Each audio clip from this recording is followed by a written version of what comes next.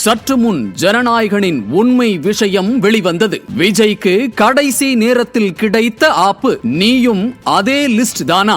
விஜய் நடிப்பில் உலகம் முழுக்க வெளியாகவிருந்த திரைப்படம் ஜனநாயகன். இந்த படம் இன்று வெளியாக உள்ள இருந்த நிலையில் படத்தினை ஆய்வு செய்த தணிக்கை குழு படத்திற்கான சான்றிதழை கொடுக்கவில்லை. இது அரசியல் ரீதியான பழிவாங்கல் செயல் என விமர்சனம் வைத்து வந்தனர். ஆனால் உண்மை விஷயம் என்ன என்பது நமது IND தமிழ் சேனலுக்கு கிடைத்துள்ளது. KVN தயாரிப்பு நிறுவனம் வினோத் இயக்கத்தில் உருவாகியுள்ள திரைப்படம் ஜனநாயகன். இந்த படம் தெலுங்கில் பாலையா நடிப்பில் வெளியான பகவத் கேசரி திரைப்படத்தின் ரீமேக் என்று ஒரு தரப்பு கிளப்பியது. மலேசியாவில் நடந்த இசை வெளியீட்டு விழாவில் கூட அது கேசரி படம் இல்லை என்பது போலும் படம் வெளியாகும் போது தெரியவரும் எனவும் இயக்குனர் தெரிவித்தார். இதனையடுத்து ஜனநாயகன் ட்ரெய்லர் வெளியானதும் கேசரி படத்தை போலவே பல காட்சிகள் இருப்பதாக ட்ரோல் செய்யப்பட்டது.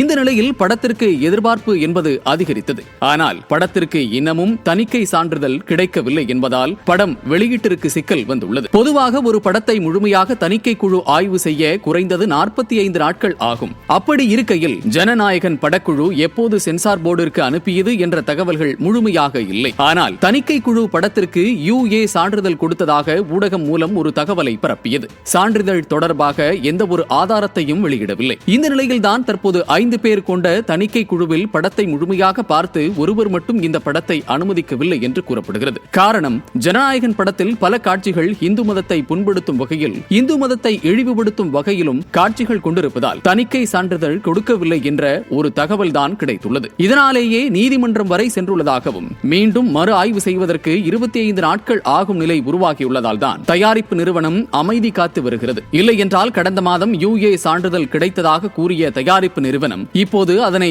வெளியில் கொண்டு வந்து இருக்கலாம் என்றே கூறப்படுகிறது. ட்ரெய்லரில் முழுக்க முழுக்க சண்டை காட்சிகளும் அரசியல் ரீதியான காட்சிகள் மட்டுமே இடம்பெற்றது. ஆனால் இந்து மதம் தொடர்பான காட்சிகள் இடம்பெறவில்லை. அப்படி இடம்பெற்றால் எப்படியும் மக்களிடம் எதிர்ப்பு கிளம்பும் என்பதால் அமைதியான முறையில் தணிக்கை சான்றிதழ் பெற்று திரையில் காட்டலாம் என்ற எண்ணத்தில் படக்குழு வேலை பார்த்ததாகவும் கூறப்படுகிறது. இதன் மூலம் ஏற்கனவே தமிழகத்தை ஆளும் தரப்பை போலவே விஜயும் ஒரு மதத்தின் சார்பாகவே செயல்படுவதற்கு இப்படியான காட்சிகளை வைத்தாரா என்ற சந்தேகம் அதிகரித்துள்ளது. இதுவரை விஜய் பின்னால் மதமின்றி ஆதரவு தெரிவித்தனர். இப்போது இப்படியான காட்சிகளை இடம்பெற வைத்ததால் விஜய்க்கு சிக்கல் எழுந்துள்ளது. இதனாலேயே விஜய் தரப்பிலிருந்து தற்போது வரை ஜனநாயகன் படத்திற்கு குரல் வரவில்லை என்றே கூறப்படுகிறது.